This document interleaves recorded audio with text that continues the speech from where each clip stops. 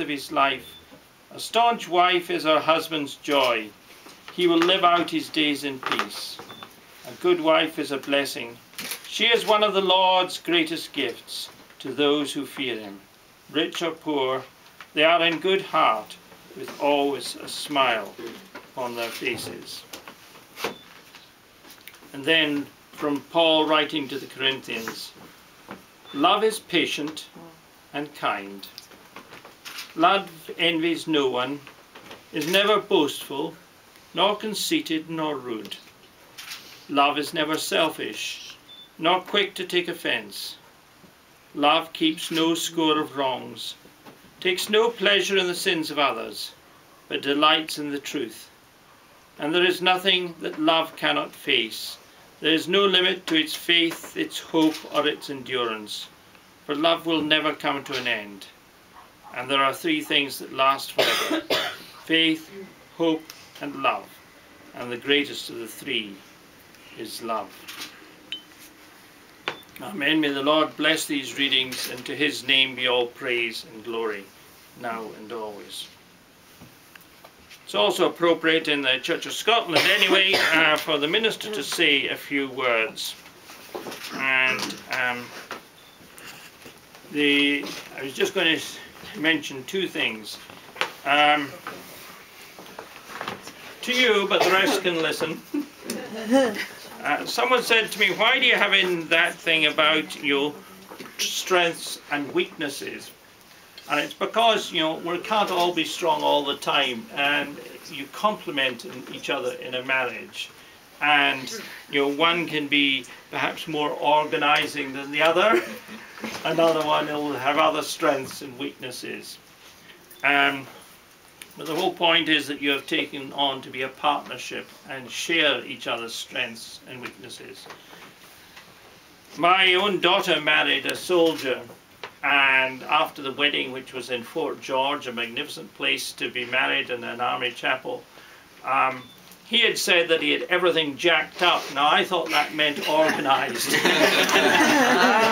I didn't really understand the language, and sometimes, you know, we in this country don't always understand what Americans are saying because they, you know, describe things differently, and you don't understand us. And anyway, I realized that once things began to develop on the day, that jacking up didn't actually mean the same as I had hoped it did. And to cut a long story slightly short, he hadn't organized any where for them to stay.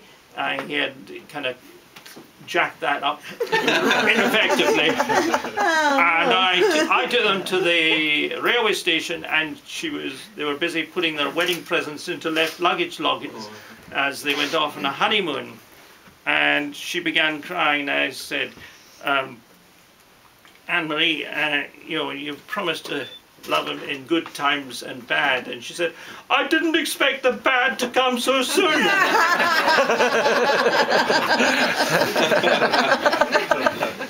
They then got, you know, he had jacked up that they were going to Edinburgh for the honeymoon. And they got to the trip down, apparently was perfectly okay. But she said to me afterwards, when we got there, he called a taxi from the rank, and then he said to the taxi driver, do you know of any half-decent bed and breakfast? Oh, no! So she was a bit shattered by it.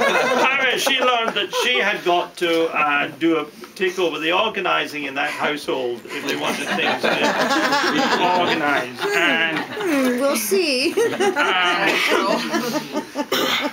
22 years later, they are still married, and they have coped with a handicapped child, and they've done very well. I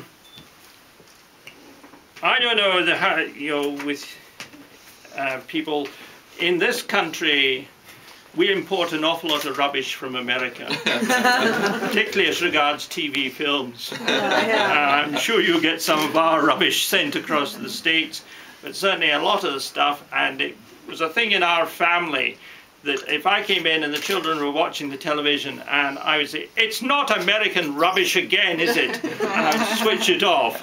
You know, I had control. So there was American rubbish, and I didn't think very much of it. But there were exceptions, and one of them in this country is that people really do appreciate The Simpsons. There was the occasion when